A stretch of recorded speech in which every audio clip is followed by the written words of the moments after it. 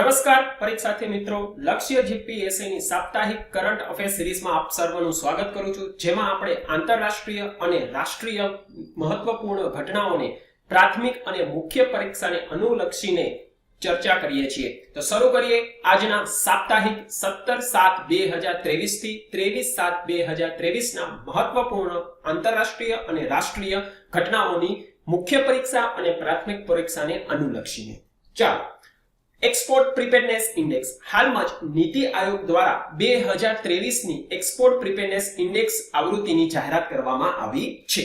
ઉદ્દેશ્ય ઇન્ડેક્સ પાછળનો છે કે દેશની નિકાસ ક્ષેત્રે થઈ રહેલી પ્રગતિનું આંકલન કરવું, જેમાં સેક્ટર મુજબ નિકાસ ક્ષેત્રમાં કેવું પ્રદર્શન છે, જેમ કે આઈટી, મેન્યુફેક્ચરિંગ, સેવા ક્ષેત્ર કેવું કાર્ય કરી રહ્યું છે। બીજું, રાજ્ય અને કેન્દ્ર શાસિત પ્રદેશનું કે નિકાસ ક્ષેત્રે કેવું પ્રદર્શન છે, અને છેલ્લે દેશના વિવિધ જિલ્લાઓનું નિકાસ ક્ષેત્રે કેવું પ્રદર્શન છે તે આ ઇન્ડેક્સ આકલન કરે છે।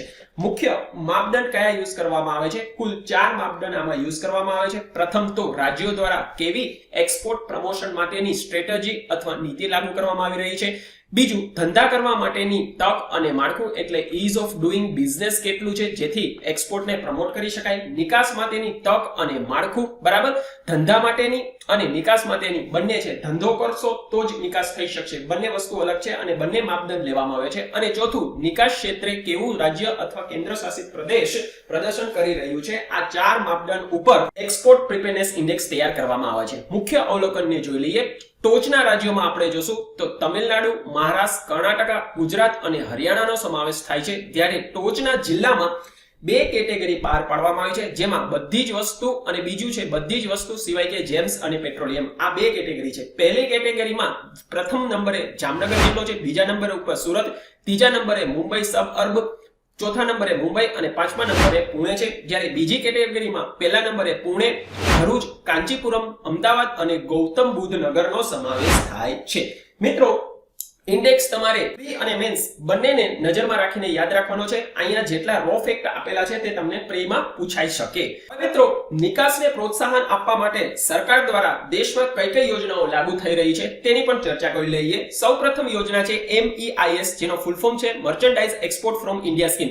મિત્રો, આ સ્કીમ અંતર્ગત નિકાસકર્તાને સરકાર દ્વારા જેટલું પણ નિકાસ કરે છે તેની સામે રિબેટ ડ્યુટી ફ્રી અંતર્ગત અથવા તો તેના ટ્રાન્સપોર્ટેશન કોસ્ટ પ્રમાણે આપવામાં આવે છે।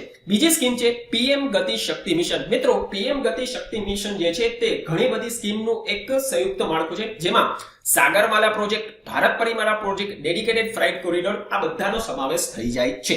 ત્રીજી સ્કીમ છે one product one district scheme. મિત્રો, one product one district scheme અંતર્ગત જે પણ ડિસ્ટ્રિક્ટમાં પ્રખ્યાત પ્રોડક્ટ હોય, સપોઝ કે જામનગરમાં બ્રાસ પ્રખ્યાત છે, પાટણમાં પટોળા પ્રખ્યાત છે, તો આવી પ્રખ્યાત પ્રોડક્ટનું વન પ્રોડક્ટ વન ડિસ્ટ્રિક્ટ અંતર્ગત સરકાર પ્રમોશન પણ કરે છે અને તેને એક્સપોર્ટ ઓરિએન્ટેડ બજારમાં પ્રોત્સાહન મળે તે માટે one product one district scheme અંતર્ગત પ્રોત્સાહન આપવામાં આવે છે। મિત્રો, આપણે ચર્ચા કરી એક્સપોર્ટ પ્રિપેરનેસ ઇન્ડેક્સની, તમારે મેન્સ અને પ્રી બંનેને લક્ષ્યમાં રાખીને યાદ રાખવાનો છે। ચાલો આગળનો કરંટ અફેર જોશું। રાષ્ટ્રીય બહુપરિમાણીય ગરીબી સૂચકાંક 2023, national multi dimensional poverty index. આ પહેલા મિત્રો આપણે global multi dimensional poverty index જે UNDP અને ઓક્સફોર્મ દ્વારા સંયુક્ત રીતે રજૂ કરવામાં આવે છે તેને જોયો હતો, જ્યારે આ ઇન્ડેક્સ જે છે કયો નેશનલ તે નીતિ આયોગ દ્વારા જાહેર કરવામાં આવે છે। કુલ 3 પરિમાણ અને 10 સૂચકાંકનો માપદંડ તરીકે યુઝ કરવામાં આવે છે, જે આપણે ગ્લોબલ મલ્ટી પોવર્ટી ડાયમેન્શન ઇન્ડેક્સમાં માપદંડ જોયા હતા તે જ 3 માપદંડ શિક્ષણ, આરોગ્ય અને જીવન ધોરણ, આ 3નો રાષ્ટ્રીય બહુપરિમાણીય ગરીબી સૂચકાંકમાં પણ ઉપયોગ કરવામાં આવે છે। થોડુંક મિત્રો સૂચકાંક વિશે જોઈ લઈએ। આ તેની બીજી આવૃત્તિ છે। આ પહેલા વર્ષ 2021માં પ્રથમ આવૃત્તિ જાહેર કરવામાં આવી હતી। બીજી આવૃત્તિમાં મિત્રો નેશનલ હેલ્થ ફેમિલી સર્વે 5 ના ડેટા પર આધારિત છે। આ અહેવાલ ગ્લોબલ ઇન્ડાઇસિસ ફોર રિફોર્મ અને ગ્રોથ ઇનિશિયેટિવ અંતર્ગત ભારત દ્વારા સામાજિક અને આર્થિક માપદંડ પર થઈ રહેલી પ્રગતિનું આકલન કરવાના ભાગરૂપે રજૂ કરવામાં આવે છે. તો મિત્રો હવે રિપોર્ટમાં શું અવલોકન કરેલું છે તેની ચર્ચા કરી લઈએ. દેશમાં બહુપરિમાણીય ગરીબ લોકોની ટકાવારી 24.58% જે 2015-16 માં હતી તે ઘટીને 2019-21 માં 14.86% થઈ છે. મતલબ કે 13.5 કરોડ લોકો ગરીબીમાંથી બહાર આવ્યા છે. આ વાત મિત્રો આપણે ગ્લોબલ મલ્ટી ડાયમેન્શનલ પોવર્ટી ઇન્ડેક્સમાં પણ બતાવેલી છે કે ભાઈ 42 કરોડ લોકો જે છે 10 વર્ષના ગાળામાં ભારતમાં ગરીબી રેખામાંથી બહાર આવી ગયા છે. ગરીબી ઘટાડાનો સૌથી ઝડપી દર ગ્રામીણ વિસ્તારમાં જોવા મળ્યો છે. રાજ્ય વાઇઝ જોઈએ તો એવા રાજ્યો જે સૌથી ઝડપી અને વધુ ગરીબીમાં ઘટાડો કર્યો છે તેમાં યુપી, બિહાર, મધ્યપ્રદેશ, ઓડિશા અને રાજસ્થાન રાજ્યનો સમાવેશ થાય છે. જ્યારે ગરીબીની તીવ્રતા એટલે ઇન્ટેન્સિટી 47.14% થી ઘટી 44.39 થઈ છે.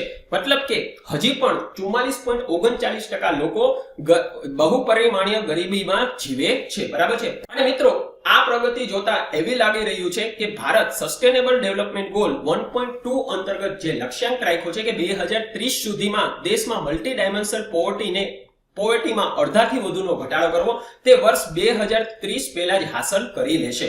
મિત્રો ભારતમાં આટલી ઝડપી મલ્ટી ડાયમેન્શનલ પોવર્ટી ઘટાડવા પાછળના મુખ્ય કારણો રિપોર્ટ મુજબ શું કહેલા છે કે સરકાર દ્વારા જે વિવિધ સરકારી યોજનાઓ લાગુ થઈ રહી છે જેમ કે પીએમ આવાસ યોજના, જનધન યોજના, ઉજ્જવલા યોજના, સ્વચ્છ ભારત મિશન, જળ જીવન મિશન વગેરેને કારણે સમાજના વંચિત અને પછાત વર્ગને મૂળભૂત સુવિધા પૂરી પાડવામાં આવી રહી છે. અને મિત્રો આ બધી જ યોજના જો તમે જે સૂચકાંક જે છે જેમ કે શિક્ષણ, આરોગ્ય અને જીવન ધોરણ અંતર્ગત જોશો ને તો આ બધા જ પરિમાણને તે ટાર્ગેટ કરે છે. બરાબર છે.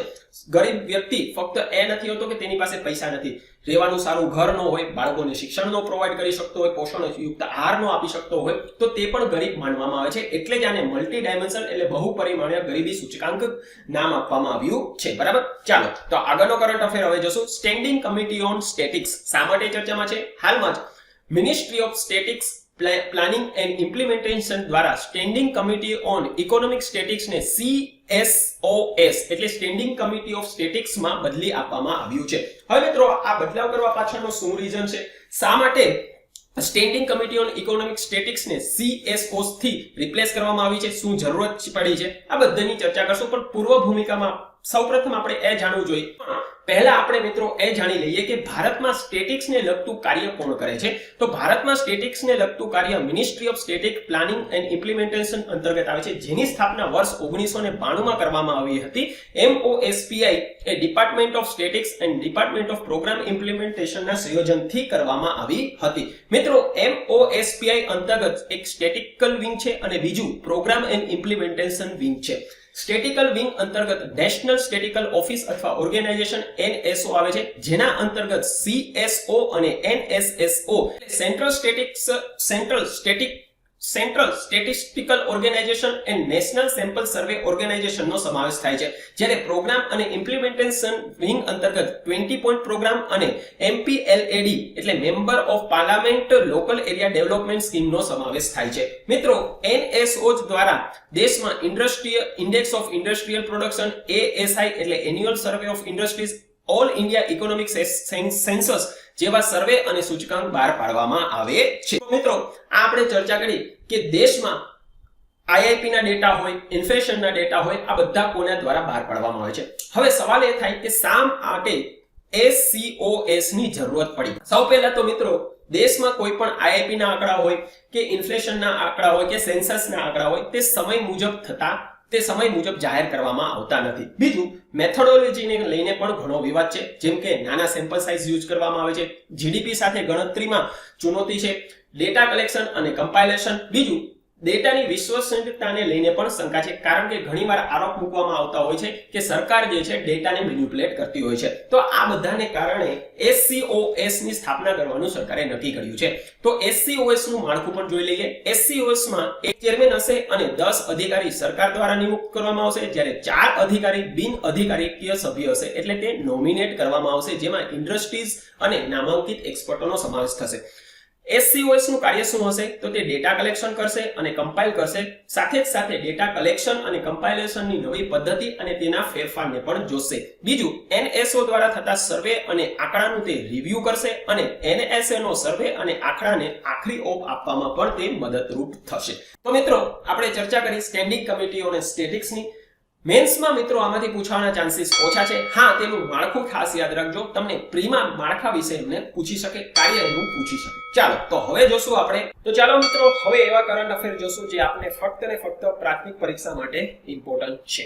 સૌપ્રથમ છે AI ફોર ઇન્ડિયા 2.0 શા માટે ચર્ચામાં છે? ભારતીય યુવાઓને ઉભરતી ટેકનિક આર્ટિફિશિયલ ઇન્ટેલિજન્સ અથવા તો AI માં કૌશલ્ય પૂર્ણ કરવાના ભાગરૂપે પ્રોગ્રામ AI ફોર ઇન્ડિયા 2.0 ની શરૂઆત કરવામાં આવી છે.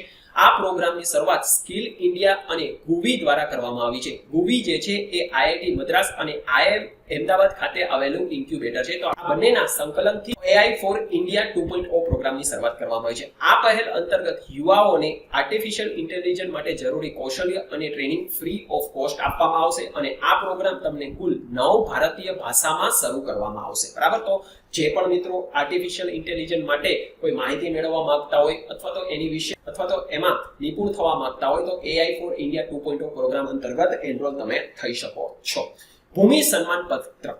હાલમાં જ મિત્રો 9 રાજ્યના સચિવને DILRMP ના સફળતાપૂર્વક લાગુ કરવા માટે રાષ્ટ્રપતિ શ્રી દ્વારા ભૂમિ સન્માન પત્રક એવોર્ડ આપવામાં આવ્યો છે. હવે મિત્રો DILRMP પ્રોજેક્ટ છે શું અને એના અંતર્ગત જે ભૂમિ સન્માન પત્રક વેચવામાં આવ્યા હતા, તો આ પ્રોજેક્ટનું શું ઇમ્પોર્ટન્સ, તો આ પ્રોજેક્ટનું શું મહત્વ છે, શા માટે સરકારે ચાલુ કર્યો છે, કેના અંતર્ગત ચાલુ કર્યો છે, કયા મંત્રાલય દ્વારા એને લાગુ કરવામાં આવે છે, તે સર્વ બાબતે આપણે જોઈ લઈએ.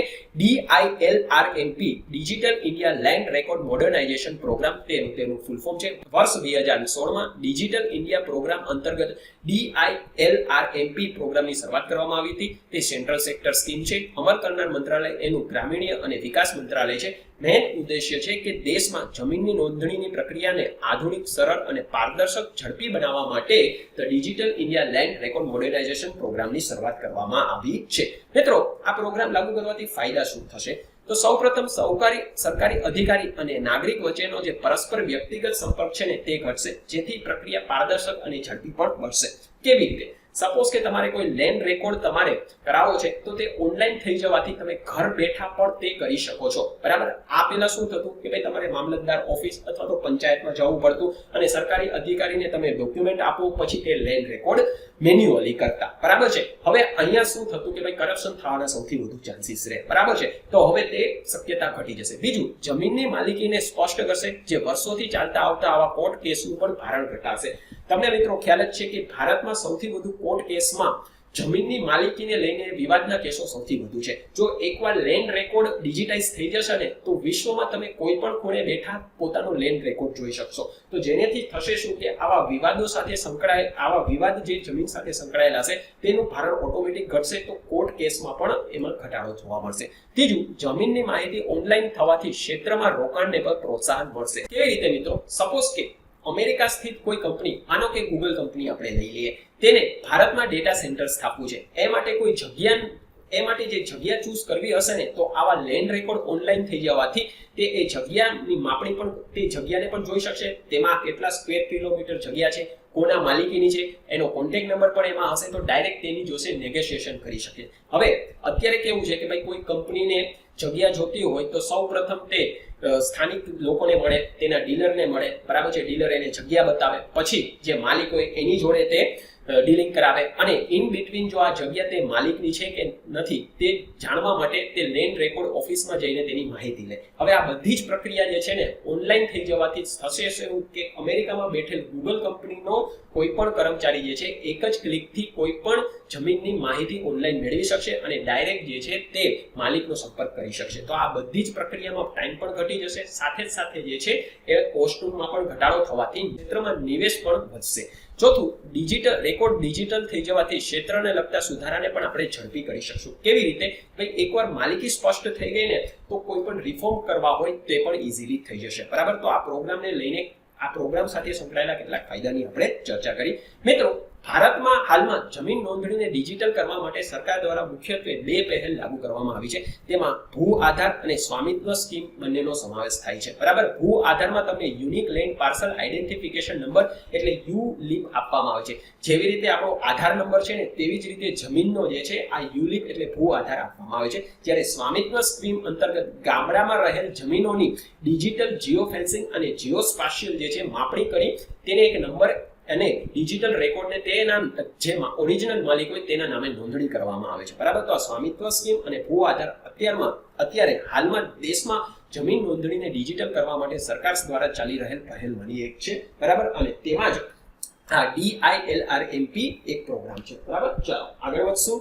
CPTPP comprehensive progressive agreement for trans Pacific partnership શા માટે ચર્ચામાં છે? હાલમાં જ યુકે દ્વારા સંગઠનમાં સામેલ થવા માટે ઔપચારિક સંધિ પર હસ્તાક્ષર કરવામાં આવ્યા છે. માટે CPTPP હાલમાં ચર્ચામાં છે. થોડોક મિત્રો CPTPP વિશે પણ આપણે જોઈ લઈએ. CPTPP ને TPP એટલે ટ્રાન્સ પેસિફિક પાર્ટનરશિપ 11 થી પણ ઓળખવામાં આવે છે. આ 11 કુલ 11 દેશોનું જે સંગઠન બનેલું છે ને તેના નામ ઉપરથી આપવામાં આવ્યું છે. અહીંયા 11 દેશોમાં કયા કયા દેશોનો સમાવેશ થાય છે? Australia, Brunei, Canada, Chile, Japan, Malaysia, Mexico, New Zealand, Peru, Singapore અને વિયેતનામનો સમાવેશ થાય છે. સંગઠનની સ્થાપના મિત્રો વર્ષ 2018માં કરવામાં આવી હતી. શરૂઆતમાં મિત્રો સંગઠનની ચર્ચા વિચારણા વર્ષ 2000 થી કરવામાં આવી હતી અને મિત્રો સંગઠનમાં પહેલા યુએસ પણ સામેલ હતો, પણ વર્ષ 2017માં યુએસ જે છે આ સંગઠનમાંથી પોતાની દાવેદારી પાછી ખેંચી લીધી હતી. મિત્રો આ સંગઠનનો મેઇન ઉદ્દેશ્ય એ છે કે ક્ષેત્રમાં ટ્રેડ બેરિયરને ઘટાડવું અને આર્થિક સહકારને પ્રોત્સાહન આપવું. આ માટે CPTPમાં 99% ટેરિફ જે છે એ સામાન અને સેવા પરથી દૂર કરી દેવામાં આવ્યો છે. બીજું, આ સંગઠન પર્યાવરણના થતા દોહન જેમ કે ઓવરફિશિંગ અને અનસસ્ટેનેબલ લોગિંગ પર પ્રતિબંધ મૂકવા માંગે છે. ત્રીજું, ગેરકાનૂની થતા વન જીવનના વપરાશ પર પણ સંગઠન જે છે અંકુશ મૂકવા માંગે છે. આ બધા તેના કાર્યોને લઈને CPTPP નું નિર્માણ કરવામાં આવ્યું હતું. કયા દેશો છે તે ખાસ યાદ રાખજો અને એકવાર મેપમાં પણ તમે જોઈ લો કે CPTPP સંગઠનના દેશો કયા કયા છે. ટ્રાન્સ પેસિફિક છે એટલે પેસિફિક ઓશિયન પાસેના દેશોનો જ આમાં સમાવેશ થાય છે. બરાબર, ચાલો આગળ વધશું. Local currency settlement system LCSS હાલમાં મિત્રો શા માટે ચર્ચામાં છે? ભારત અને UAE દ્વારા સ્થાનિક ચલણમાં વ્યાપાર કરવાનું હાલમાં નક્કી કરવામાં આવ્યું છે, માટે તે ચર્ચામાં છે. હવે આ સિસ્ટમના શું ફાયદા છે તેની પણ આપણે ચર્ચા કરી લઈએ. સૌપ્રથમ તો કોઈ પણ દેશ સ્થાનિક કરન્સીમાં વ્યાપાર કરશે તો તેની વિદેશી હુંડિયામણ પરની નિર્ભરતા ઘટશે. મિત્રો તમને ખ્યાલ જ છે કે ભારત અને અન્ય દેશ કોઈ પણ સપોઝ કે શ્રીલંકા હોય અથવા તો રશિયા હોય તે જ્યારે વેપાર કરતો હોય તો જનરલી આપણે પેમેન્ટ ડોલરમાં કરતા હોય છે અને ડોલર આ બંને દેશ માટે થર્ડ કરન્સી તરીકે કન્સિડર થાય છે. હવે જ્યારે ભારત અને રશિયા બંને પોતાની સ્થાનિક કરન્સીમાં એટલે ભારત રૂપિયામાં અને રશિયા જે છે રૂબલમાં ટ્રેડિંગ કરવાનું શરૂ કરશે ને તો આપણી આવી ડોલર પરની નિર્ભરતા આપણી ઘટી જશે, એટલે વિદેશી હુંડિયામણ પરની આપણી નિર્ભરતા ઘટશે. બીજું, ટ્રાન્ઝેક્શન કોસ્ટમાં પણ ઘટાડો થશે. કેવી રીતે કે ભારતને રૂપિયાનું ડોલરમાં અને રશિયાને રૂબલનું ડોલરમાં રૂપાંતર કરવું પડતું હોય છે અને તે માટે ટ્રાન્ઝેક્શન કોસ્ટ પણ લાગતો હોય છે. જો બંને કન્ટ્રી જે છે સ્થાનિક કરન્સીમાં જ્યારે ટ્રેડિંગ કરવાનું ચાલુ કરે ને તો આ ટ્રાન્ઝેક્શન કોસ્ટ પણ ઘટશે. બીજું, તેનું ઝડપી સેટલમેન્ટ થશે અને બંને દેશમાં વ્યાપાર અને રોકાણની નવી તકો પણ ખુલશે. બરાબર, તો ભારત અને UAE પોતાની સ્થાનિક કરન્સી ભારતનો રૂપિયો અને UAEની દિરહામમાં જ સેટલમેન્ટ કરવાનું નક્કી કર્યું છે લોકલ કરન્સી સેટલમેન્ટ સિસ્ટમ અંતર્ગત, માટે તે ચર્ચામાં છે. ચાલો આગળ વધશું. ભારત કેમ્પેઇન શા માટે ચર્ચામાં છે? હાલમાં જ કૃષિ અને કિસાન કલ્યાણ મંત્રાલય દ્વારા એગ્રી ઇન્ફ્રા ફંડ અંતર્ગત 1 મહિના સુધી આ ચળવળની શરૂઆત કરવામાં આવી છે. કઈ? ભારત કેમ્પેઇન. આ કેમ્પેઇન અંતર્ગત ₹7,200 કરોડની મૂડીનું કૃષિ ક્ષેત્ર માટે ભંડોળ ઊભું કરવામાં આવશે. ભારતનો ફૂલ ફોર્મ છે બેંક હેરાલ્ડિંગ એસેલરેટેડ રૂરલ અને એગ્રી ટ્રાન્સફોર્મેશન કેમ્પેઇન. ખાસ યાદ રાખજો મિત્રો, આ કેમ્પેઇન એગ્રી ઇન્ફ્રા ફંડ અંતર્ગત શરૂ કરવામાં આવ્યું છે તો તેની વિશે પણ આપણે થોડુંક જોઈ લઈએ. એગ્રી ઇન્ફ્રા ફંડ છે શું? વર્ષ 2020માં કૃષિ ક્ષેત્રની માળખાગત સુવિધા માટે એગ્રી ઇન્ફ્રા ફંડની સ્થાપના કરવામાં આવી હતી, જે કોલ્ડ સ્ટોરેજ, સપ્લાય ચેઇન વગેરે જેવી માળખાગત સુવિધા ઊભી કરવા માટે ભંડોળ પૂરું પાડશે. આ ફંડનો સમયગાળો 2020 થી 2029 સુધીનો છે. આ માટે FPO, self help group, cooperative society અને કિસાનને જે છે ફંડ અંતર્ગત ધિરાણ પૂરું પાડવામાં આવશે. ફંડનું નિયમન online management information system MIS platform દ્વારા કરવામાં આવશે. તો થોડુંક આપણે ચર્ચા કરીએ એગ્રી ઇન્ફ્રા ફંડ અને તેના જ અંતર્ગત હાલમાં જ કૃષિ અને કિસાન મંત્રાલય દ્વારા ભારત કેમ્પેનની શરૂઆત કરવામાં આવી છે. આગળનો કરંટ અફેર જોશું સોલાર સ્ટાર સી ઇનિશિયેટિવ. હવે આ સોલાર સ્ટાર સી ઇનિશિયેટિવ છે શું અને શા માટે ચર્ચામાં છે? ભારત અને ફ્રાન્સ દ્વારા આ પહેલની ઇન્ટરનેશનલ સોલાર અલાયન્સ અંતર્ગત શરૂ કરવામાં આવી છે અને ભારતે આ જ પહેલ અંતર્ગત પેસિફિક દેશને સામેલ કરવા માટે પ્રસ્તાવ મૂક્યો છે. એટલા જ માટે સોલાર સ્ટાર સી ઇનિશિયેટિવ હાલમાં ચર્ચામાં છે. હવે સોલાર સ્ટાર સી ઇનિશિયેટિવ છે શું? Solar technology application resources centre એટલે સ્ટાર સી આનો ફૂલ ફોર્મ છે. આ અંતર્ગત સ્ટાર હબની સ્થાપના કરવામાં આવે છે જે સોલાર ઉર્જા સાથે સંકળાયેલ ટેકનિકલ કેન્દ્રનું કામ કરે છે. પ્રોજેક્ટનો અમલ ઇન્ટરનેશનલ સોલાર અલાયન્સ અને UNID United nation industrial development દ્વારા સંયુક્ત રૂપે કરવામાં આવે છે. Animal husbandry infrastructure development fund શા માટે ચર્ચામાં છે? દેશની પ્રથમ પશુપાલન ક્ષેત્રની નાણાં ધિરાણની યોજનાની શરૂઆત હાલમાં જ ministry of fishery animal husbandry અને ડેરિંગ દ્વારા કરવામાં આવી છે. Animal husbandry infrastructure development fund અંતર્ગત તેનો મેઇન ઉદ્દેશ્ય છે કે પશુપાલન ક્ષેત્ર સાથે સંકળાયેલ MSME ને ધિરાણ પૂરી પાડવું. મિત્રો, આ ભંડોળ જે છે એ સેન્ટ્રલ સેક્ટર સ્કીમ છે અને તે પ્રોજેક્ટ કોસ્ટના 90% સુધી ધિરાણ પૂરું પાડે છે અને 3% સુધી તે ઇન્ટરેસ્ટ આપે છે. બરાબર. ભંડોળ અંતર્ગતની લોનની રકમ શિડ્યુલ બેંક દ્વારા અને નેશનલ કોઓપરેટિવ ડેવલપમેન્ટ કોર્પોરેશન એટલે NCDC દ્વારા વિતરણ કરવામાં આવશે.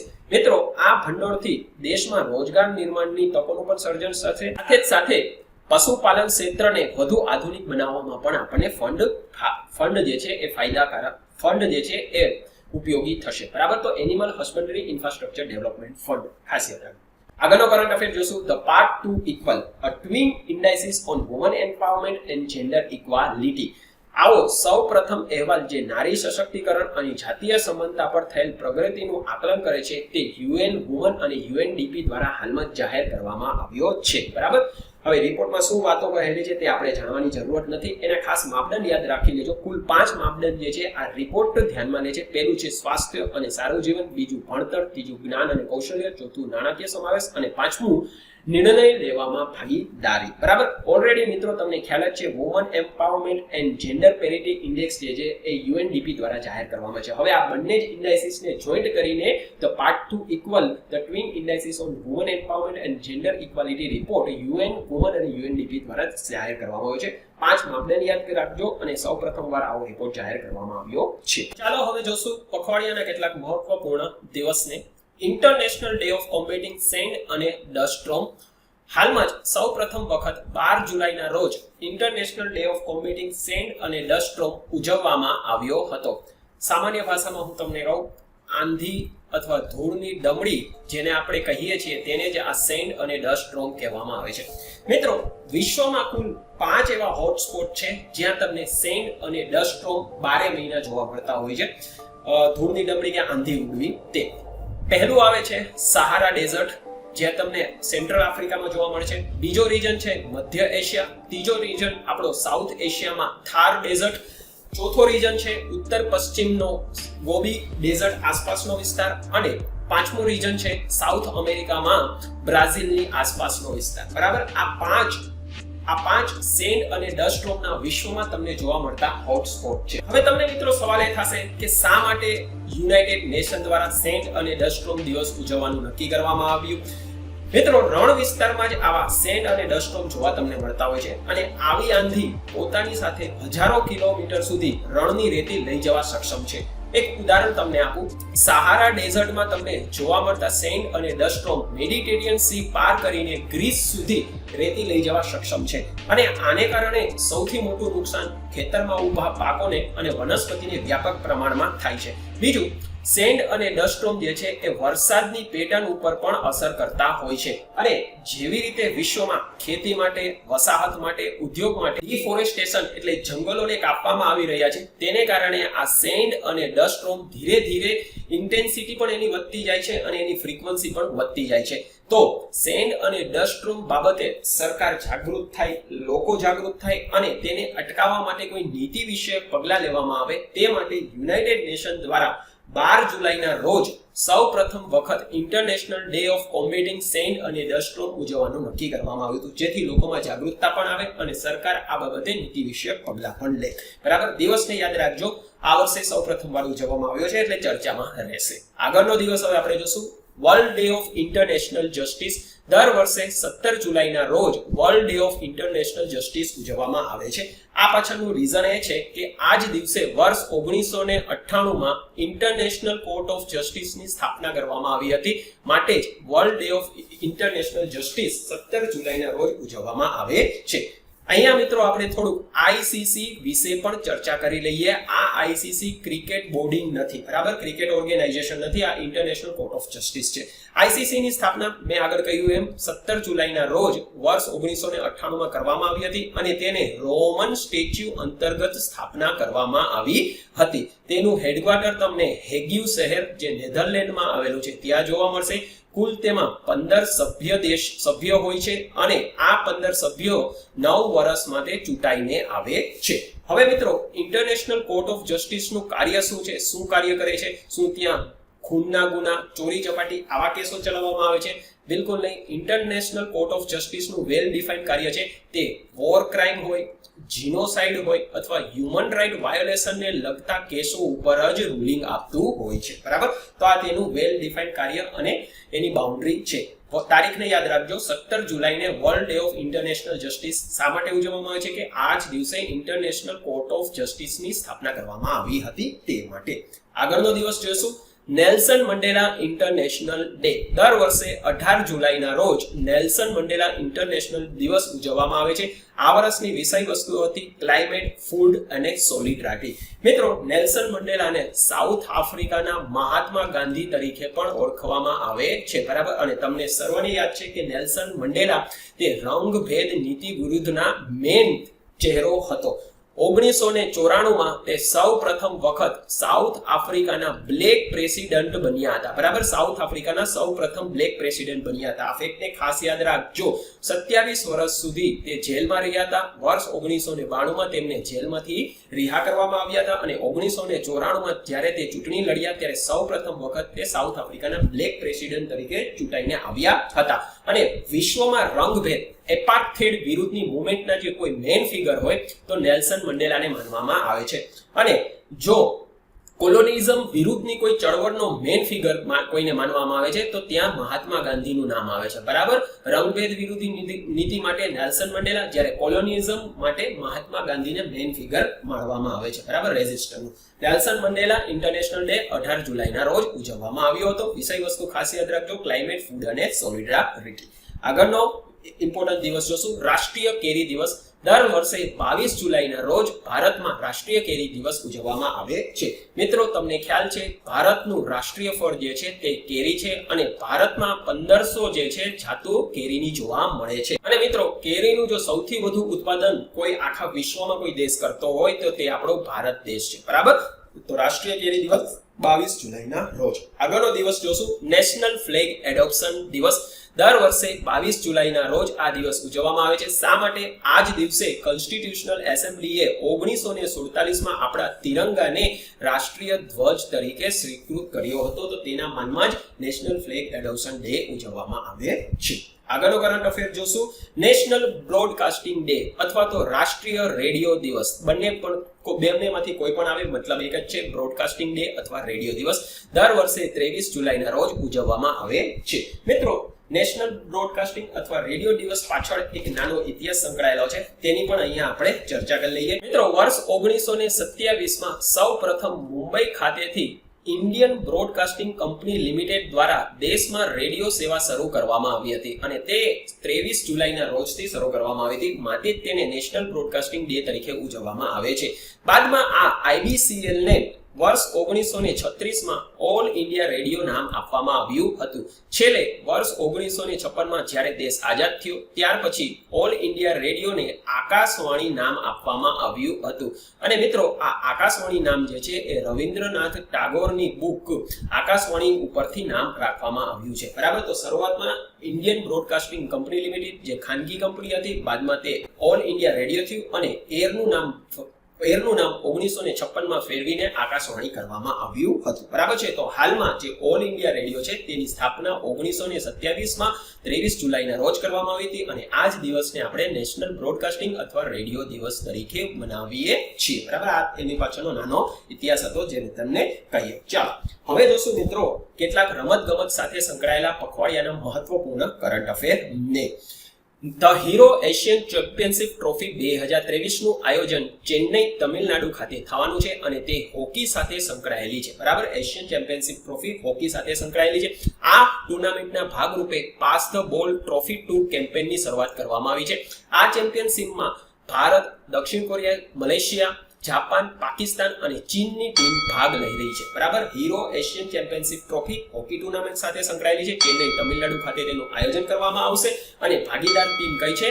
ભારત, દક્ષિણ કોરિયા, મલેશિયા, જાપાન, પાકિસ્તાન અને ચીન. ખાસ યાદ રાખજો. હાલમાં જ વર્લ્ડ આર્ચરી યુથ ચેમ્પિયનશિપ 2023 નું લેમ્બરિક, આયર્લેન્ડ ખાતે આયોજન કરવામાં આવ્યું હતું અને આ જ ટુર્નામેન્ટ દરમિયાન પાર્થ સાલુકે એવા પ્રથમ ભારતીય તીરંદાજ બની ગયા છે કે જેને આ ટુર્નામેન્ટમાં સૌ પ્રથમ જે છે ગોલ્ડ મેડલ જીત્યો છે. અત્યાર સુધી કોઈ ભારતીય તીરંદાજે વર્લ્ડ આર્ચરી યુથ ચેમ્પિયનશિપમાં ગોલ્ડ મેડલ હજી સુધી જીત્યો નથી. પાર્થ સાલુકે જે છે આવા પ્રથમ ભારતીય તીરંદાજ બની ગયા છે અને પ્રી માટે મિત્રો આ ફેક્ટ ખૂબ જ આઈએમપી છે. તમે નોટ કરીને રાખજો. આની ઉપરથી ક્વેશ્ચન આવવાનો પૂરા ચાન્સીસ છે. મિત્રો આ ટુર્નામેન્ટમાં ભારતે કુલ 11 મેડલ જીત્યા છે. બરાબર. કોઈ પણ દેશ સૌથી વધુ મેડલ જો જીત્યા હોય તે ભારત દેશ છે. પહેલા નંબર ઉપર મેડલ જીતવામાં આપણે છે, જેમાં 6 ગોલ્ડ, 1 સિલ્વર અને 4 જે છે એ બ્રોન્ઝ. જ્યારે દક્ષિણ કોરિયાએ કુલ 10 મેડલ જીત્યા છે અને તેમાં 6 ગોલ્ડ અને 4 સિલ્વરનો સમાવેશ થાય છે. જો તમને મેડલ ટેલીમાં પૂછે તો ભારતે સૌથી વધુ ગોલ્ડ જીત્યા છે, પણ પ્રથમ નંબર ઉપર જે છે ટુર્નામેન્ટમાં દક્ષિણ કોરિયા આવે છે. શા માટે? કારણ કે તેને 6 ગોલ્ડ અને 4 સિલ્વર જીત્યા છે. જો અહીંયા ભારતે 5 સિલ્વર જીત્યા હોત તો મેડલ ટેલી અને પ્રથમ નંબર ઉપર મેડલમાં બંનેમાં ભારતનો સમાવેશ થાય. બરાબર. હવે આવનાર આર્ચરી યુથ ચેમ્પિયનશિપ વિનિપિગ, કેનેડા ખાતે યોજાવાની છે. આ ફેક્ટને પણ તમે યાદ રાખી લેજો. ચાલો આગળ વધશું. વિમલ્ડન 2023. હાલમાં જ વિમલ્ડન 2023 ટુર્નામેન્ટનું આયોજન કરવામાં આવ્યું હતું. આ વર્ષની 2023 ની પુરુષ વિજેતા છે કાર્લોસ અલ્કરાઝ, જે સ્પેનના ખેલાડી છે અને મહિલા વિજેતા બન્યા છે માર્કેટા વોન્ડ્રુઝા, જે ચેક રિપબ્લિકના ખેલાડી છે. બરાબર. મિત્રો વિમલ્ડન જે છે એ લંડન ખાતે યોજાય છે. એનું નામ વિમલ્ડન આપવામાં આવ્યું છે અથવા તો લંડન ઓપન પણ કહેવામાં આવે છે. અને વિમલ્ડન તમને ખ્યાલ છે કે 4 ગ્રાન્ડ સ્લેમ કયા છે? ઓસ્ટ્રેલિયન ઓપન, ફ્રેન્ચ ઓપન અને યુએસ ઓપન, અને આ બધા જે છે એ ટેનિસની રમત સાથે સંકળાયેલા છે. આ 4 ગ્રાન્ડ સ્લેમ માની આ એક ગ્રાન્ડ સ્લેમ છે, જેમાં ઓસ્ટ્રેલિયન ઓપન તમને વર્ષની શરૂઆતમાં યોજાય છે, જ્યારે યુએસ ઓપન જે છે એ વર્ષના અંતમાં યોજાય છે. એટલે વર્ષમાં શરૂઆત જે છે ઓસ્ટ્રેલિયન ઓપન થી થાય છે, જ્યારે અંત જે છે યુએસ ઓપન થી થાય છે. અને આ ચારેય ટુર્નામેન્ટ જે છે ટેનિસની રમતની પ્રેસ્ટિજિયસ ટુર્નામેન્ટ ગણવામાં આવે છે, માટે તેને 4 ગ્રાન્ડ સ્લેમ ટુર્નામેન્ટ નામ આપવામાં આવ્યું છે. મિત્રો અહીંયા હું તમને એક સવાલ પૂછી રહ્યો છું, જેનો તમારે સર્વે મને કમેન્ટ સેક્શનમાં જવાબ આપવાનો છે. ઓસ્ટ્રેલિયન ઓપન કયા ગ્રાઉન્ડમાં રમાય છે? ઘાસના ગ્રાઉન્ડમાં રમાય છે, માટીના ગ્રાઉન્ડમાં રમાય છે અથવા તો હાર્ડ સરફેસ ઉપર રમાય છે? વિમલ્ડન એવી જ રીતે કયા ગ્રાઉન્ડ ઉપર રમાય છે? ફ્રેન્ચ ઓપન કયા ગ્રાઉન્ડમાં રમાય છે અને યુએસ ઓપન કયા ગ્રાઉન્ડમાં રમાય છે?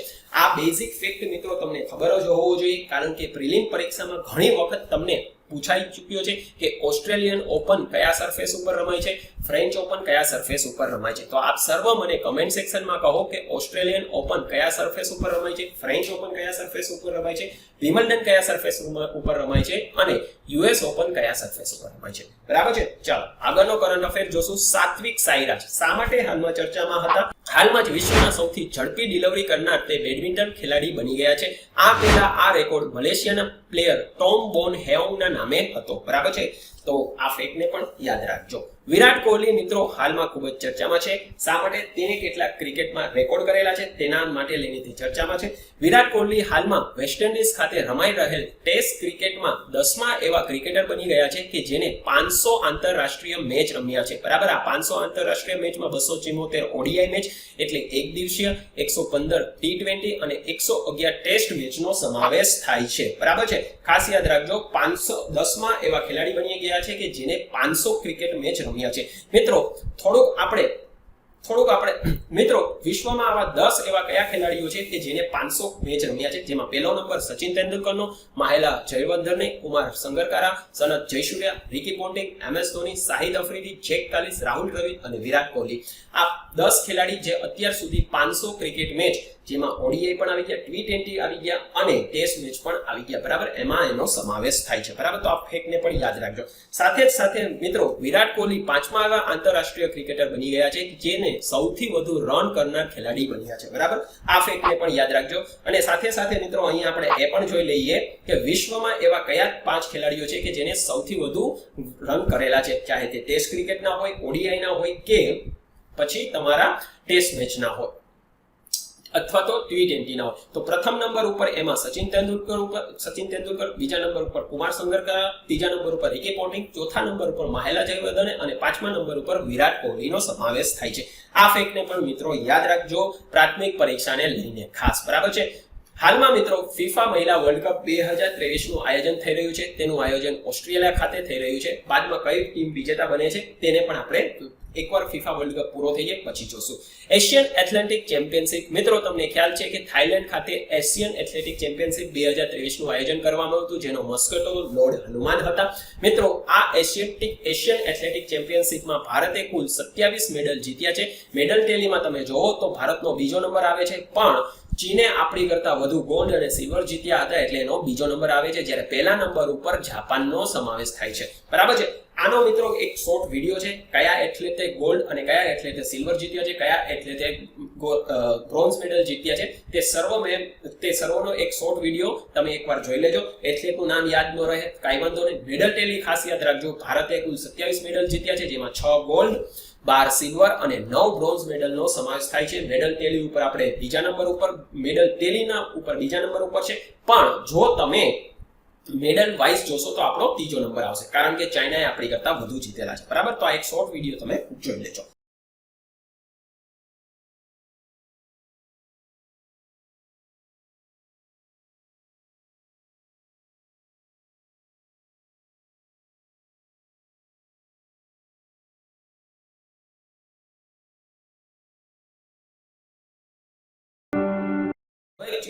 એવા કરંટ અફેર જોશું જે પ્રાથમિક પરીક્ષાને લઈને ખૂબ જ ઇમ્પોર્ટન્ટ છે, પણ વન લાઇનર છે. વાત કરું ટૂંકમાં, નોર્ડિક એલિફન્ટ 2023 યુદ્ધ અભ્યાસ. ભારતીય થલ સેના અને મોંગોલિયન થલ સેના વચ્ચે આ યુદ્ધ કવાયત યોજાય છે. 15મી આવૃત્તિનું ઉલન બટાર મોંગોલિયા ખાતે આયોજન થઈ રહ્યું છે, બરાબર. નોર્ડિક એલિફન્ટ 2023 યુદ્ધ અભ્યાસ. હવાંગશોંગ 18, મિત્રો હવાંગશોંગ 18 શા માટે ચર્ચામાં છે? આ નોર્થ કોરિયાની ICBM છે, બરાબર. હાલમાં જ તેનું સફળ પરીક્ષણ નોર્થ કોરિયા દ્વારા કરવામાં આવ્યું છે. હવે તમે મિત્રો પૂછશો કે આ ICBM શું છે? ICBM નો ફૂલ ફોર્મ થાય છે ઇન્ટરકોન્ટિનેન્ટ બેલિસ્ટિક મિસાઇલ, બરાબર. ઇન્ટરકોન્ટિનેન્ટ બેલિસ્ટિક મિસાઇલ. હવે ઇન્ટરકોન્ટિનેન્ટ બેલિસ્ટિક મિસાઇલ કોને કહેવામાં આવે? એવી મિસાઇલ જેની રેન્જ 5500 કિલોમીટર કરતા વધુ હોય. બીજું, તે ન્યુક્લિયર વોરહેડ લઈ જવા સક્ષમ હોય અને તે એક કોન્ટિનેન્ટથી બીજા કોન્ટિનેન્ટ સુધી તેની મારક ક્ષમતા હોય, તેને ઇન્ટરકોન્ટિનેન્ટ બેલિસ્ટિક મિસાઇલ કહેવામાં આવે છે, બરાબર. આ 5500 કિલોમીટર, આ શબ્દ ખાસ યાદ રાખજો, કારણ કે બે કોન્ટિનેન્ટ વચ્ચેનું અંતર જ આ 5500 કિલોમીટર હોય છે, બરાબર. અને વિશ્વમાં કુલ કેટલા એવા દેશો છે કે જેની પાસે ઇન્ટરકોન્ટિનેન્ટ બેલિસ્ટિક મિસાઇલ છે? જેમાં America, Russia, China, France, India, UK, Israel અને નોર્થ કોરિયાનો સમાવેશ થાય છે. હા, પાકિસ્તાન અને ઈરાન પાસે હજી સુધી ઇન્ટરકોન્ટિનેન્ટ મિસાઇલ નથી, ખાસ યાદ રાખજો, બરાબર છે.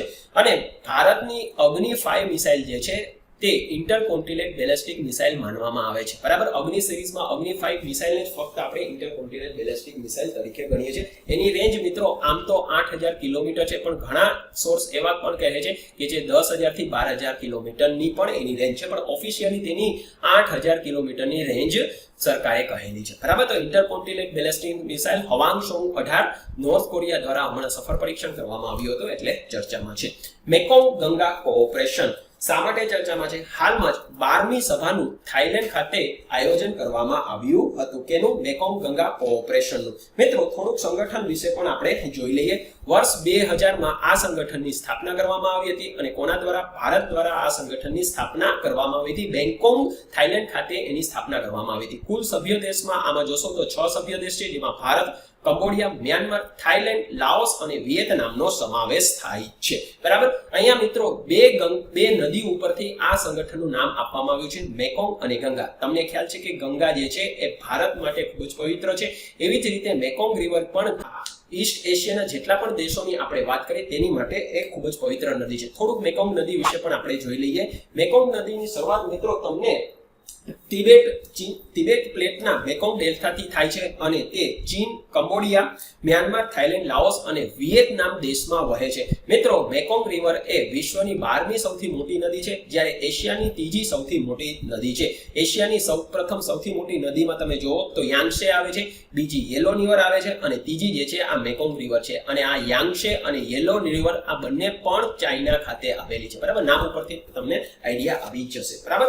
અને મિત્રો, આ યાંગશે નદી ઉપર જ વિશ્વનો સૌથી મોટો ડેમ થ્રી ગોર્જ ડેમ આવેલો છે. બરાબર. એ પણ હું તમને સાથે ફેક્ટ કહી દઉં છું. તો મેકોંગ ગંગા કોઓપરેશન હાલમાં 12મી સભાનું થાઈલેન્ડ ખાતે આયોજન થયું હતું, માટે તે ચર્ચામાં હતું. બરાબર છે. ચાલો, Asian country conference on traditional medicine 2023 હાલમાં જ વિજ્ઞાન ભવન નવી દિલ્હી ખાતે તેનું આયોજન કરવામાં આવ્યું હતું. આનું આયોજન આયુષ મંત્રાલય દ્વારા કરવામાં આવ્યું છે. મિશેલ બોલોક શા માટે ચર્ચામાં છે? તે પ્રથમ એવા મહિલા ગવર્નર રિઝર્વ બેંક ઓફ ઓસ્ટ્રેલિયાના બન્યા છે, માટે તે ચર્ચામાં છે. ચાલો, ગ્લોબલ ફૂડ રેગ્યુલેશન સમિટ 2023 હાલમાં જ નવી દિલ્હી ખાતે તેમનું આયોજન કરવામાં આવ્યું છે. આયોજક સંસ્થા છે FSSI અને આ વર્ષની કોન્ફરન્સની વિષય વસ્તુ છે વન અર્થ, વન ફેમિલી, વન ફ્યુચર. બરાબર. વિષય વસ્તુને ખાસ યાદ રાખજો. આગળનો કરંટ અફેર જોશું. મેડિકલ કેનાબિસ ફાર્મિંગ ફિલ્ડ આ કેનાબિસ રિસર્ચ પ્રોજેક્ટ તરીકે પણ ઓળખાય છે. શા માટે ચર્ચામાં છે? ભારતમાં પ્રથમ જમ્મુ રાજ્ય એવું બની ગયું છે કે જ્યાં મેડિકલ કેનાબિસ ફાર્મિંગ ફિલ્ડની શરૂઆત કરવામાં આવી છે. કેનાબિસ એટલે આપણે ગાંજો જે કહીએ તેને કેનાબિસ ઇંગ્લિશમાં કહેવામાં આવે છે. અને આ ગાંજાની ખેતી મેડિકલ પર્પઝ માટે કરવામાં આવી છે, માટે આ ચર્ચામાં છે. કેનાબિસ રિસર્ચ પ્રોજેક્ટ પણ એને ઓળખવામાં આવે છે. આઈઆઈટી દિલ્હી શા માટે ચર્ચામાં છે? હાલમાં જ સંસ્થાનું પહેલું વિદેશી કેમ્પસ અબુધાબી UAE ખાતે શરૂ કરવામાં આવ્યું છે. અને આ પહેલા મિત્રો આઈઆઈટી મદ્રાસ પ્રથમ ભારતીય શૈક્ષણિક સંસ્થા બની હતી જેને વિદેશમાં કેમ્પસની શરૂઆત કરવી હતી. નિવૃત્તિ રાય હાલમાં ચર્ચામાં હતા. તે ઇન્વેસ્ટ ઇન્ડિયાના નવા MD અને CEO તરીકે નિયુક્ત કરવામાં આવી હતી, માટે તે ચર્ચામાં છે. ખાસ યાદ રાખજો. ટાંકાઈ મેથડ શા માટે ચર્ચામાં છે? હાલમાં જ સાંસ્કૃતિક મંત્રાલય અને ભારતીય નૌસેના દ્વારા 2000 વર્ષ જૂની આ વાહન નિર્માણની પદ્ધતિને પુનઃજીવિત કરવા માટે કરાર કરવામાં આવ્યા છે. મિત્રો, તમને સવાલ થશે કે ટંકાઈ મેથડ અને હાલમાં જે શિપ બિલ્ડિંગ મેથડ આપણે યુઝ કરી છે બંને વચ્ચે ફરક શું છે? હાલમાં જે પણ શિપ બિલ્ડિંગ મેથડ યુઝ થાય છે ને તેમાં લાકડાઓને કીલ મારીને જોડીને શિપ બિલ્ડિંગ અથવા વાહનનું નિર્માણ કરવામાં આવે છે, જ્યારે ટંકાઈ મેથડમાં લાકડાઓને સ્ટીચ કરીને જે છે ને એ વાહન બિલ્ડિંગ કરવામાં આવે છે. બરાબર. તો આ બંને મેથડ વચ્ચેનો મેઇન ફરક એ છે કે ટંકાઈ મેથડમાં શિપ બિલ્ડિંગ માટે જે લાકડું બનાવવામાં આવે છે તેને સ્ટીચ કરેલું હોય છે, જ્યારે આધુનિક પદ્ધતિમાં આપણે કીલ મારીને લાકડાઓને જોડીને પછી તેમાંથી વાહન નિર્માણ કરતા હોઈએ છીએ. બરાબર. તો આ 2000 વર્ષ જૂની વાહન પદ્ધતિને ફરીથી રિવાઇવ કરવા માટે સરકારે કરાર કરેલા છે અને ટંકાઈ મેથડમાંથી નિર્માણ કરેલું વાહન વધુ મજબૂત અને ટકાઉ હોય છે, માટે જ આ શિપ બિલ્ડિંગ મેથડને ફરીથી રિવાઇવ કરવા માટે સાંસ્કૃતિક મંત્રાલય અને નૌસેનાએ કરાર કરેલા છે. ઝોમ્બી ફાયર સાંભળ્યો હશે. હવે ઝોમ્બી ફાયર કહેવાય કોને? એવી આગ જે જમીનની સપાટીની અંદર ધીરે ધીરે સળગતી રહેતી હોય અને મોટા પ્રમાણમાં ધુમાડો છોડે છે. અને આવી આગ તમને મોટે ભાગે આર્કટિક ક્ષેત્રમાં જોવા મળે છે. બરાબર. જ્યાં 12 મહિના બરફ છવાયેલો હોય અને નીચે જે છે આગ સળગતી રહેતી હોય. જેવું જ ગરમીમાં બરફ ઓગળે તેવી જ આ આગ જે છે ને એ સપાટી ઉપર આવે છે, માટે જ તેને ઝોમ્બી ફાયર કહેવામાં આવે છે. કારણ કે જમીનની સપાટીની અંદર ધીરે ધીરે આગ સળગતી રહેતી હોય એટલે આપણને ખબર ન પડે. જેવું જ બરફ હટે એટલે આગ સરફેસ ઉપર આવે. બરાબર છે. ચાલો આગળ વધશું. East Africa crude oil pipeline શા માટે ચર્ચામાં છે? પર્યાવરણ પર પ્રતિકૂળ અસર થવાને કારણે આ પાઇપલાઇન હાલમાં ચર્ચામાં છે. આ પાઇપલાઇન પશ્ચિમી યુગાન્ડાના ટેલિગા અને કિંગફિશર ઓઇલ ફિલ્ડને જોડે છે, જે આગળ જતા તંજાનિયાના ટેંગા પોર્ટ સાથે જોડાય છે. એકવાર મિત્રો મેપમાં ટેંગીલા અને કિંગફિશર ઓઇલ ફિલ્ડ અને તંજાનિયાના ટેંગા પોર્ટને જોઈ લઈએ, જેથી આપણને આ East Africa crude oil pipeline એકદમ ક્લિયર થઈ જાય. તો ચાલો એકવાર મેપમાં આ પાઇપલાઇનને જોઈ લઈએ. તમારી સામે અત્યારે મેપ હાજર છે. આફ્રિકન કોન્ટિનેન્ટનો આ મેપ છે. યુગાન્ડા મિત્રો તમે જોઈ શકો છો કે કેન્યા અને તંજાનિયા સાથે બોર્ડર શેર કરે છે અને લેક વિક્ટોરિયા આસપાસ આ બધા દેશો આવેલા છે. લેક વિક્ટોરિયા મિત્રો તમને ખ્યાલ જ છે કે આફ્રિકાનું પીવાના અથવા મીઠા પાણીનું ખૂબ જ મોટું સરોવર છે. મિત્રો યુગાન્ડાના નોર્થમાં તમે જોશો ને તો ટિલિંગા ઓઇલ ફિલ્ડ છે, જ્યારે સાઉથમાં નીચે તમને કિંગફિશર ઓઇલ ફિલ્ડ દેખાય છે. આ બંનેને આ ઈસ્ટ આફ્રિકા પાઇપલાઇન જોડશે, જ્યારે આગળ જતા આ ઈસ્ટ આફ્રિકા પાઇપલાઇન તંજાનિયા થઈ અને ટેંગા પોર્ટને સાથે કનેક્ટ કરશે. માટે આ પાઇપલાઇન થ્રુ જે છે ને યુગાન્ડા પોતાની ક્રૂડ ઓઇલની સપ્લાય ટેંગા પોર્ટ દ્વારા કરશે. બરાબર છે. માટે આ ઓઇલ પાઇપલાઇન પર્યાવરણ કન્સર્નને લઈને ચર્ચામાંથી એકવાર એનું મેપમાં તમે લોકેશન યાદ રાખી લેજો એટલે તમને ક્લિયર થઈ જશે, કારણ કે ક્વેશ્ચન તમને લોકેશન ઉપરથી જ આવશે. જે રોબર્ટ ઓપહાઇમર, હાલમાં જ મિત્રો ઓપહાઇમર મૂવી આવેલી છે, એના ઓપહાઇમર મૂવી હોલીવુડ મૂવી ઓપહાઇમર આવેલી છે, માટે તે ચર્ચામાં છે, જેને પરમાણુ બોમ્બના પિતા તરીકે પણ ઓળખવામાં આવે છે. મિત્રો મેનહટન પ્રોજેક્ટ અંતર્ગત યુએસએ દ્વારા વર્લ્ડ વોર 2 માં જે પરમાણુ બોમ્બ બનાવવામાં આવ્યો હતો ને તેનું જે રોબર્ટ ઓપહાઇમરે નેતૃત્વ અને માર્ગદર્શન કર્યું હતું. બરાબર છે. તો ફિલ્મને લઈને હાલમાં ચર્ચામાં છે એટલે આપણે યાદ રાખજો. પ્રીતિ અઘામલે, હાલમાં જ મિત્રો તે પ્રથમ એવા મહિલા આઈઆઈટીના ડાયરેક્ટર તરીકે તેમની નિમણૂક કરવામાં આવી છે, માટે તે ચર્ચામાં છે. આ ફેક્ટને યાદ રાખજો. ઇન્ડિયન ક્લાઇમેટ એનર્જી ડેશબોર્ડ 3.0 હાલમાં ચર્ચામાં છે. શા માટે? ઉર્જા ક્ષેત્ર, આર્થિક પ્રવૃત્તિ અને ક્લાઇમેટ સાથે સંકળાયેલા સરકારશ્રી દ્વારા જાહેર કરેલા રિયલ ટાઈમ ડેટાની આ માહિતી પૂરી પાડશે. આ ડેશબોર્ડનું નિર્માણ નીતિ આયોગ દ્વારા કરવામાં આવ્યું છે. નિયમ 267 અને નિયમ 176 હાલમાં ખૂબ જ ચર્ચામાં છે. મણિપુર ઇસ્યુને લઈને ઓપોઝિશન દ્વારા રાજ્યસભામાં નિયમ 276 અંતર્ગત ચર્ચા કરવી અને નિયમ 176 અંતર્ગત ચર્ચા કરવી, આને લઈને જે માથાકૂટો ચાલી રહી છે, માટે આ બંને નિયમ ચર્ચામાં છે. તો એકવાર આપણે પણ જાણી લઈએ કે નિયમ 267 છે શું અને નિયમ 176 છે શું, બંને વચ્ચે ફરક શું છે. પ્રથમ જોશું નિયમ 276. નિયમ 276 અંતર્ગત રાજ્યસભાના સંસદ ચેરમેનની પૂર્વ મંજૂરીથી સભા માટે જે નક્કી કરેલ દિવસના એજન્ડા જે છે તેને રદ કરી અને રાષ્ટ્ર માટે મહત્વપૂર્ણ મુદ્દા ઉપર દિવસભર ચર્ચા કરી શકે છે. આ માટે ચેરમેનની પૂર્વ મંજૂરી લેવી ખૂબ જ જરૂરી છે. બરાબર. આ નિયમ 267 અંતર્ગત વાત થઈ. જ્યારે નિયમ 176 અંતર્ગત રાજ્યસભાના સદસ્યો ચેરમેનની પૂર્વ મંજૂરીથી રાષ્ટ્ર માટે જે પણ મહત્વપૂર્ણ નિયમ હોય તેની ટૂંક સમય માટે ચર્ચા કરી શકે છે. બરાબર. તો બંને વચ્ચે ફરક શું થયો કે 267 અંતર્ગત આખા દિવસ પૂરતી તમે ચર્ચા કરી શકો છો, જ્યારે 176 અંતર્ગત ટૂંક સમય માટે તમે ચર્ચા કરશો. બાકી જે એજન્ડા દિવસનો નક્કી કરેલો છે, જે બિલ પાસ કરવાનો છે અથવા જે બિલ ઉપર ચર્ચા કરવાની છે તેની ઉપર ફરીથી ચર્ચા શરૂ થઈ જશે. જ્યારે નિયમ 267 અંતર્ગત આખા દિવસ માટે તે મુદ્દા ઉપર જ ચર્ચા થશે. અને ખાસ યાદ રાખજો, આ બંને નિયમ અંતર્ગત ચર્ચાના અંતે કોઈ વોટિંગ માટેનો પ્રાવધાન નથી. બરાબર. ફક્ત અહીંયા ચર્ચા થાય છે, એમાં વોટિંગ થતી નથી. બરાબર. તો નિયમ 267 અને 176 હાલમાં મણિપુર ઇસ્યુને લઈને ખૂબ જ ચર્ચામાં હતો, એટલે એકવાર આપણે એની પણ જાણ હોવી જોઈએ પરીક્ષાને લઈને. તો મિત્રો, આજના પખવાડિયાના કરંટ અફેરમાં આપણે કેટલાક આંતરરાષ્ટ્રીય, રાષ્ટ્રીય, રમતગમત જગત સાથે સંકળાયેલ મહત્વપૂર્ણ ઘટના, કેટલીક ઇમ્પોર્ટન્ટ ડેઝ અને તેની થીમ, અને છેલ્લે આપણે વન લાઇનર પ્રાથમિક પરીક્ષાને લઈને ચર્ચા કરી. મિત્રો, ફરી આપની સમક્ષ એક નવા વિડીયો સાથે હાજર થઈશ. ત્યાં સુધી આપના અને આપના પરિવારનો ખ્યાલ રાખજો. સ્વસ્થ રહેજો, સુરક્ષિત રહેજો. Keep watching, keep learning. વંદે માતરમ.